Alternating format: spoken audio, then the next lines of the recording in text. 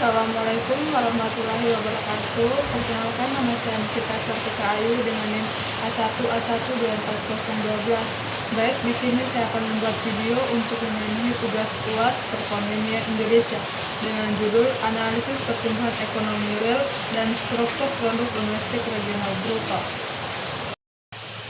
Pertama yaitu latar belakang. Pertumbuhan ekonomi tinggi belum tentu diikuti peningkatan kesejahteraan. Satu, dinamika ekonomi Sultra, investasi, infrastruktur, dan hilirisasi nikel mendorong pertumbuhan PDRB, namun manfaatnya belum tentu merata. Dua, jobless growth. Sektor nikel bersifat pada modal dengan daya serap tenaga kerja rendah, sementara pertanian tumbuh lambat namun serap tenaga kerja besar. Tiga, transformasi sektoral. Pergeseran struktur ekonomi dari sektor primer ke sekunder atau tersier menjadi indikator modernisasi daerah. Keempat, dual ekonomi. Sektor modern atau ekstraktif atau industrial berjalan berdampingan dengan sektor tradisional dan menopang mayoritas masyarakat lokal. Rumusan masalah dan tujuan penelitian. Rumusan masalah pertama yaitu tren pertumbuhan ekonomi real dan fluktuasi kontribusi sektor PDRB.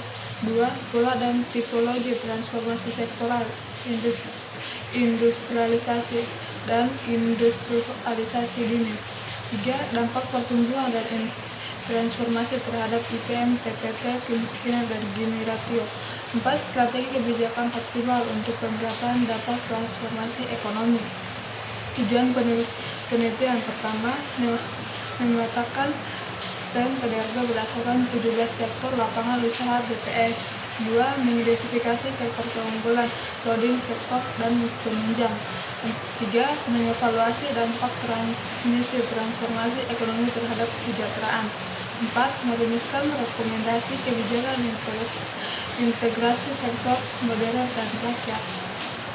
Kerangka teoritis. 4 prinsip teori untuk membaca transformasi ekonomi Sultra. Yang pertama yaitu transformasi struktural, Kuznets dan Chenery, pergeseran struktur ekonomi dari sektor primer ke sekunder atau tersier bernilai tambah tinggi. 2. Dual ekonomi, surplus tenaga kerja sektor tradisional idealnya bergerak permanen di sektor modern. 3. Kesejahteraan atau Todaro, kualitas pertumbuhan diukur dari lapangan kerja, pendapatan, dan akses layanan dasar. 4. Nilai tukar petani, NTP mencerminkan daya beli petani, tidak sepenuhnya mewakili kesejahteraan ekonomi secara utuh. Metode penelitian dan profil narasumber. Pertama, wawancara mendalam, interview untuk menggali perspektif akar rumput masyarakat petani. 2. Waktu dan tempat. Kamis 24 Juni 2026, Desa Lembujaya, Kecamatan Konda, Konawe Selatan. Durasi 30 menit. Wawancara tatap muka di rumah narasumber, suasana kondusif dan terbuka. Analisis tematik, reduksi data, coding, dan penyusunan 6 tema utama dari transkrip. Profil narasumber. Nama Sri Wahyuni, usia 47 tahun, domisili Desa Lembujaya, Kecamatan Konda, Sultra. Pekerjaan rumah tangga atau komunitas petani, bidang diketahui pertanian sawah, pemasaran hasil panen. Suara dari lapangan. Kutipan kunci dari wawancara mendalam. Yang pertama, sektor dominan. Pertanian sawah dan sayuran menjadi sumber penghasilan utama masyarakat di Desa Lembujaya dan sekitarnya. Kedua, kerja sampingan. Saat musim senggang, banyak petani beralih sementara menjadi kuli bangunan untuk tambahan penghasilan. 2. Bantuan pemerintah. Subsidi pupuk dirasakan langsung membantu mengurangi beban biaya pertanian masyarakat. 4. Kendala pemasaran. Harga hasil panen sering berkurang, keuntungan karena melalui penyimpul dan perantara. Analisis tematik. 6 tema utama dari hasil reduksi dan coding data. Pertama, dominasi sektor pertanian. Padi, sawah, dan sayuran menjadi tulang punggung ekonomi lokal, mencerminkan struktur PDRB sektor primer. 2. Inklusivitas via bantuan. Subsidi pupuk dirasakan bermanfaat, namun inklusivitas sejati perlu intervensi lebih transformatif. 3. Transformasi museum. Diversifikasi pekerja konstruksi saat sangkal transformasi struktural permanen belum tercapai. 4. Hambatan sistem pengepul, ketergantungan pada perantara menekan harga jual dan posisi tawar petani. 5. Kesenjangan literasi ekonomi, masyarakat petani belum familiar dengan indikator PDRB, kemiskinan, dan ketimpangan. 6. Prioritas revitalitas pertanian, aspirasi kuat agar sektor pertanian sawah tetap menjadi fokus pembangunan daerah.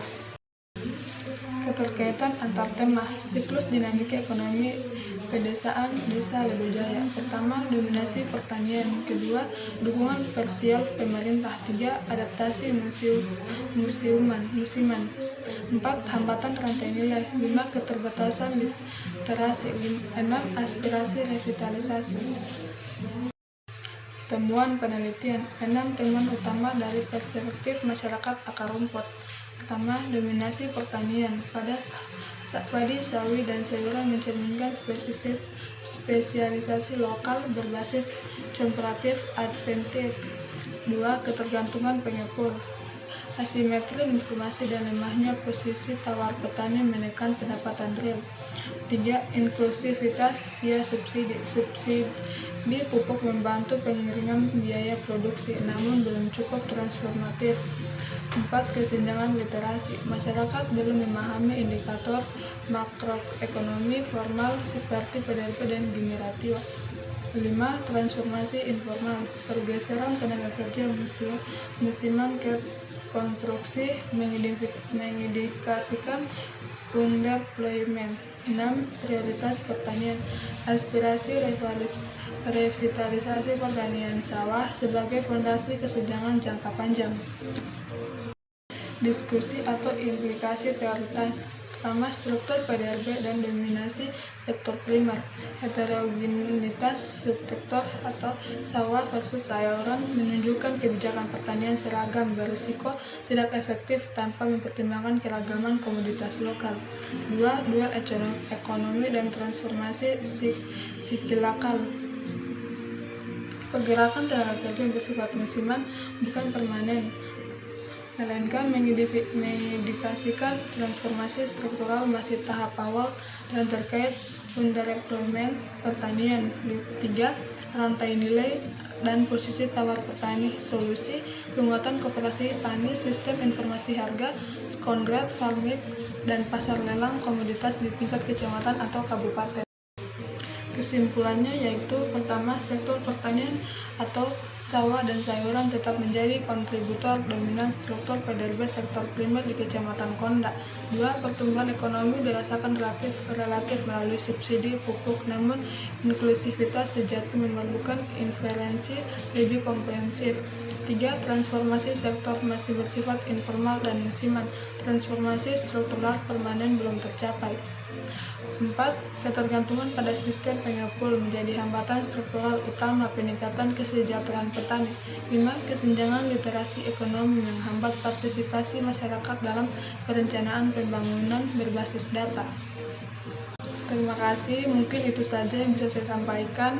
Saya akhiri dengan ucapan wabillahi taufiq wal hidayah. Wassalamualaikum warahmatullahi wabarakatuh.